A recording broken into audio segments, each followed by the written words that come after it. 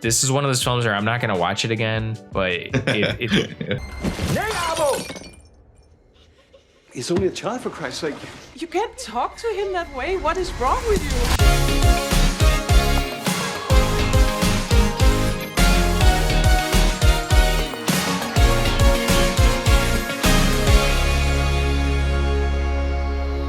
Drive-by movies, you're watching Fresh releases.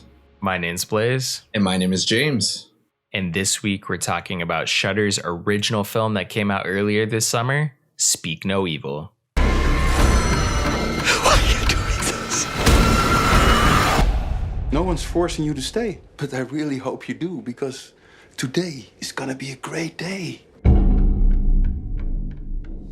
Speak No Evil is about a Danish family who visits a Dutch family that they met on a holiday. What was supposed to be an awesome weekend slowly starts unraveling as the Danes try to stay polite in the face of unpleasantness. So this is a movie I kept hearing about through Letterboxd, also kept seeing some decent reviews, and also it's been on the homepage of Shudder for quite some time. We're finally getting around to seeing it. I'm curious to hear what you thought about it, Blaze, because I absolutely hated this movie, but also thought it was amazing, though. But yeah, what are your thoughts on it? Man, you got the reversal right there. You shocked me. Yeah, I don't know. I guess you could say the same for me. I thought going into this, I kept hearing how like film is just so messed up. This is one of the most messed up films ever made, and I think that almost like braced me so much that I was ready to see some shit. And I have to say, like, I'm glad that this film didn't go to the places that I was so scared that it was going to go to. It's still gruesome, it's still shocking, but I felt like it was almost done with tact to where I thought that the film was really, really well done. It's got some similarities to other films that we enjoyed this year. I felt like this did similar things to like Barbarian in a sense, especially with like the opening kind of vignette in Barbarian, and just kind of like seeing red flags is like, if I was to preface this film with like one statement, it would be this film is about red flags, because this couple is set with a bunch of red flags that increasingly get worse. Mm-hmm. Almost to a point of no return, obviously, but yeah, I enjoyed the film. I think aside from maybe like one part, I thought that the film seemed, pretty believable from start to finish, and it was in a very uncomfortable watch. But I have to say, I did enjoy that it was like kind of so uncomfortable at times, even when there's nothing horrific happening, where I'm like, oh my god, dude, where's this gonna go? It made me like worried. I guess not scared, but just more worried. But this is one of those movies that I appreciate how much it like got a reaction from me. No, absolutely. Yeah, I was kind of expecting the worst too, because that's all I kept reading about. Like, this movie upset me, and this movie is very difficult to watch. And so I wasn't like kind of prepared for the most messed up thing. I was expecting the sadness all over again with another Shudder exclusive. But overall, like, everything's like relatively tame by our standards of what we've seen in horror films, but it still doesn't make it any less shocking. Like, I just imagine if you didn't know this movie was on Shudder, and say you bought a Blu-ray or rented this at a movie store, and then you get this ending, like, it's going to be shocking and very unsettling for you. And that's the one thing that like I wish was different about this movie. I wish it was more available to everyone else out there and not just on Shudder, because when you go to Shudder, to expect a horror film for the most part. And while this film is horrific, I wouldn't say it's necessarily like scary or like, would classify it as a horror film. I'd say it's a really interesting drama. Like your take on it being about red flags, because yeah, this movie is like kind of the poster child for what HR should be showing people. Like, if you see something, say something.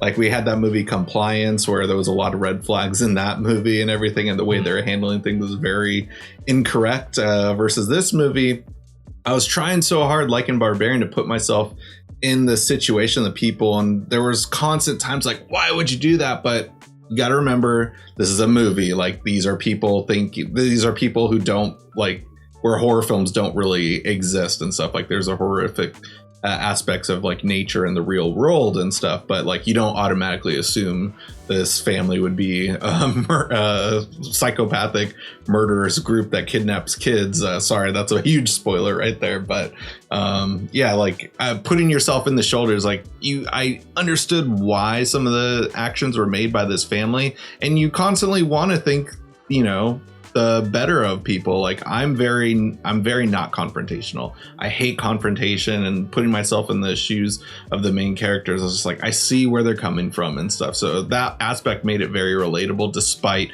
being frustrated watching this movie. So one of the things that was probably lost on us is like the cultural difference between like being Danish, I guess. I don't know like specifically how different it would be like being Dutch versus Danish, so I'm not going to comment on Dutch culture, but Danish specifically, I know that they're some of the most polite people ever. So this, along the lines like of a lot of stuff I was even reading about this movie, plus stuff that I might know slightly about Danish culture, is like the government does a lot for them. It's like one of the most safest countries ever. Like they pay a lot of money in taxes, and a lot of their wages do go to taxes, but like so much stuff is set up for you in the sense that like you're being taken care of by the government to where you would automatically almost like trust the government in pretty much any like social situation in that sense. That might be a little overarching. Maybe I kind of went too far there, but I think like a little bit of that cultural significance is going to be lost on us because we don't have like that much, firsthand knowledge about like what it is to be from Denmark. So that, what I was reading a lot was people saying like, yeah, this actually really does play into like why some of the characters' interactions, like they really don't want to be confrontational. It would be more embarrassing to be confrontational than to just suck it up for 24 more hours or however long it was, because it's just one weekend. And in the beginning, stuff doesn't really get bad. It's just awkward, it's just really awkward. I told you I'm a vegetarian, but you serve meat. Okay, it's fine. I guess I'll eat around it, stuff like that. Oh, we're going out to dinner. Wait, I'm paying for the bill now? What the heck?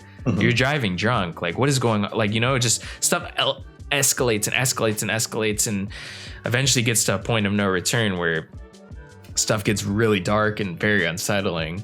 But like you said, I have to agree. I think one of the things that made me enjoy this film more was the sense that like it wasn't so far as something like The Sadness where it was extremely off-putting. Like this is very unsettling, but it was done in a sense where there was enough for me to like hang on to, like even just the words of like I forget, the character Patrick, his words of like, well, like why would Bjorn asks like, why would you do this to me? Towards the end of the film, he's like, why would you do this to us? And he's like, you let us, like, or you let me. And I was just like, oh, that was like so unsettling. Such a scary kind of line. Yeah. And you kind of see that like throughout the film, like you almost just, you let him do this, you let him do that. And then all of a sudden, you're in over your head.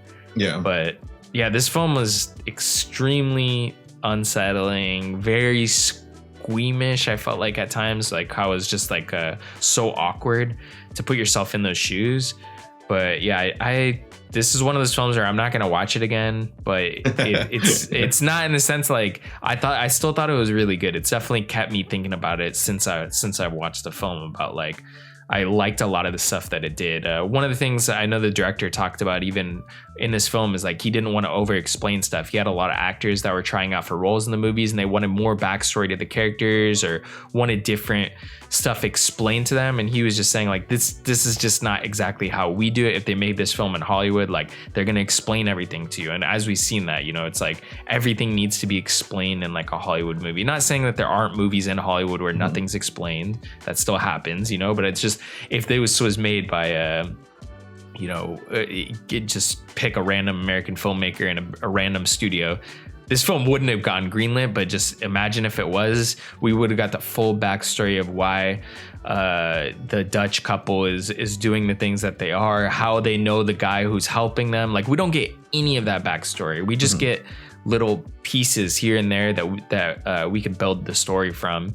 And I think that that's kind of what keeps me thinking about the film even more, of like trying to connect the dots, as opposed to if everything was not left up to the viewer and given to the viewer, then I just kind of wouldn't have been wanting to follow the breadcrumbs if I had already been fed a loaf, Right. Yeah. No, well put. Yeah, I love that. It's a film that doesn't treat its audiences dumb whatsoever. It just gives you all the little pieces right then and there, and you're able to put it together. Yeah, two really great foreign films that have come out that Shudder is exposing us to with this movie, as well as The Innocents. I believe that was a Norwegian film, though. But just the fact that like two movies that were super unsettling that nobody are like really talking about, like constantly, is just such a bummer to me. This is a movie, like you said, I'm probably not going to revisit ever again. This is a movie I'd love to show to someone else just to see their reaction towards the ending of the movie, but that has to be someone that I know very well who isn't going to hate me after showing a movie like this. Just because, yeah, this movie is not for everyone. I'm pretty sure most mainstream audiences would get upset by watching this movie and find it unrealistic with the way people... Like, I was seeing some reviews and people are saying, why doesn't the family fight back at the end and stuff? I'm like, I mean, put yourselves in your their shoes. Like, they're catatonic and traumatized after what they just saw. And just like, you know, they are fearing for their lives. They don't know what to expect. And, you know, I like to think that I would fight back in a situation like that. But I don't know. You don't know until you're in that situation itself, per se. And this movie is just really good at just making you not want to think about what you would do in those situations, but you can't help it whatsoever.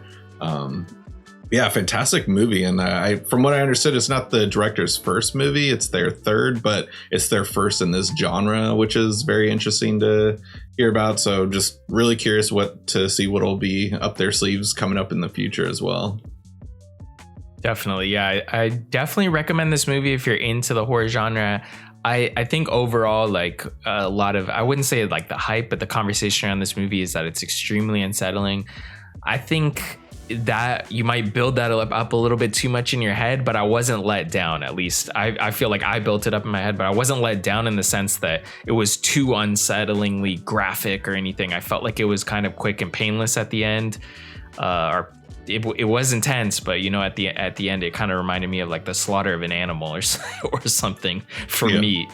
But yeah, it had that kind of same, you know, sense, and almost I feel like you could see the same metaphor in the film. Yeah, definitely. Also gonna repeat what Blaze said and just go check it out for sure. It's on Shudder. You can also rent it through our Amazon affiliate link in our description box below. After seeing the movie, come back here, let us know what you thought about it in the comments. And if you guys haven't already, go ahead and smash that like button, hit the subscribe button, and click that notification bell to get all of our latest updates. And if you can't get enough of us here on YouTube, check all our social media links down below for Instagram, Twitter, TikTok, as well as our personal Letterboxd accounts. That'll conclude this week's episode. Tune in next week for a brand new video.